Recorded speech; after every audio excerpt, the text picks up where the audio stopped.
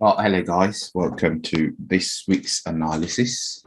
Right, so I've got Eurusd open with me, and from this chart we can see how they came about here, right, to take buy-side liquidity, right, and then at the bottom we can see that they did manage to get a little bit of the rejection block right in here, right, which is quite good. Right, so with where price is at right now, I expect a little bit move on the upper side. We did open with a break in price. We've got a gap, and we have already filled it. So I'm still anticipating that they should be trying to buy. Right, so taking a look at the 1 hour time frame, right at the bottom here, that's where we have our institutional level, where we have taken out sell side liquidity in terms of the rejection block. And then now we are we have sort of like created this order block with this move up, right? We went into a small range at the end of last week, and then price opened high up. They have closed. I still am anticipating, all right, for them to come down to this order block right there, and to find support in there. So as price is like right now, right, I would prefer to see them trade lower, right, into this zone, right?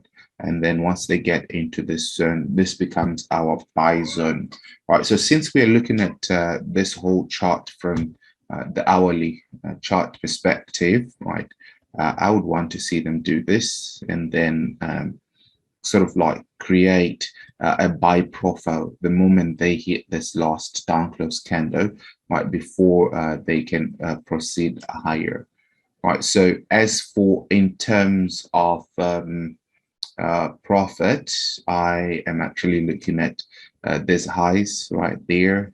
They're pretty clean, right? And also we have a bit of a fair value gap right in here. I'm not sure if you can see it right as well, that we might seek to close once we take price above here.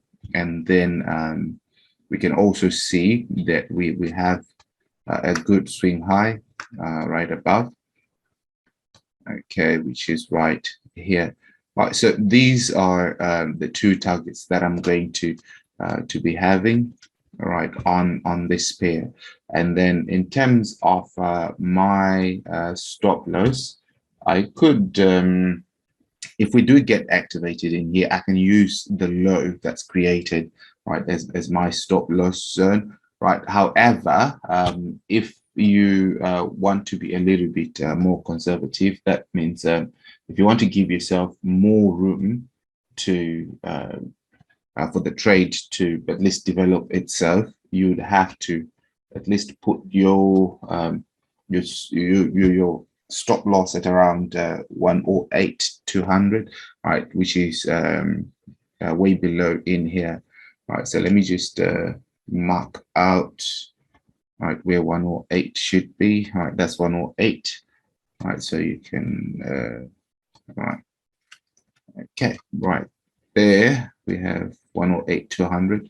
Right, so you can put your stop loss below.